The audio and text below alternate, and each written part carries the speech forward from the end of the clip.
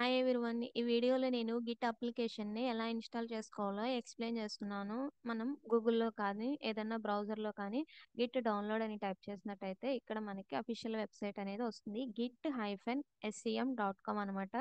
So, ఈ website అనేది open చేసినట్టయితే ఇక్కడ మనకి డిఫరెంట్ ఓఎస్‌కి సంబంధించి డిఫరెంట్ లింక్స్ అనేవి ఉంటాయి. మ్యాక్ ఓఎస్‌కి అయితే ఈ లింకు, విండోస్‌కి అయితే ఇది, లినక్స్‌కి అయితే ఇది. నేను విండోస్ కాబట్టి దీని మీద క్లిక్ చేస్తున్నాను.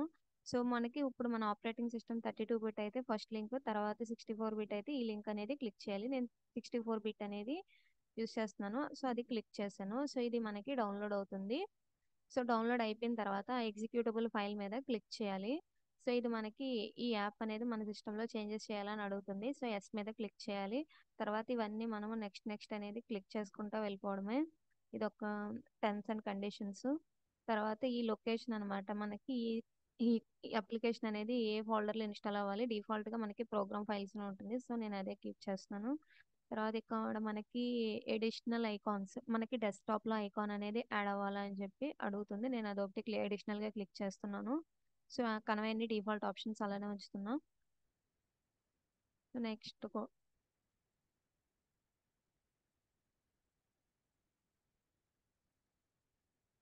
సో, ఇవన్నీ నెక్స్ట్ క్లిక్ చేసుకుంటా వెళ్ళిపోతున్నాను. ఇవి సెట్టింగ్స్ అనేవి మాక్సిమం ప్రిఫరబుల్. ఒకవేళ ఎవరికన్నా కావాలి అని అనుకుంటే జస్ట్ మనం ఇక్కడ డిఫరెంట్ ఆప్షన్స్ చూస్ చేసుకోవాలి. సో, నేను బేసిక్‌గా ఏవైతే ఆప్షన్స్ ఉన్నాయో అవే కీప్ చేస్తున్నాను.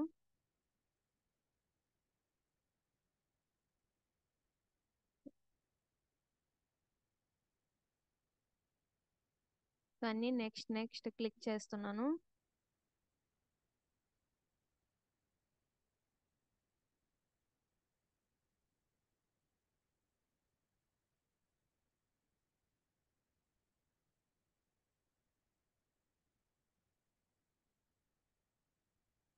సో, ఇప్పుడు మనకి వ్యూ రిలీజ్ నోట్స్ అని ఉంటుంది. అది క్లిక్ చేస్తే మనకి ఆ డాక్యుమెంటేషన్ అనేది ఓపెన్ అవుతుంది. సో, నేను ఫినిష్ మీద క్లిక్ చేస్తే ఈ డాక్యుమెంటేషన్ అనేది వస్తుందన్నమాట.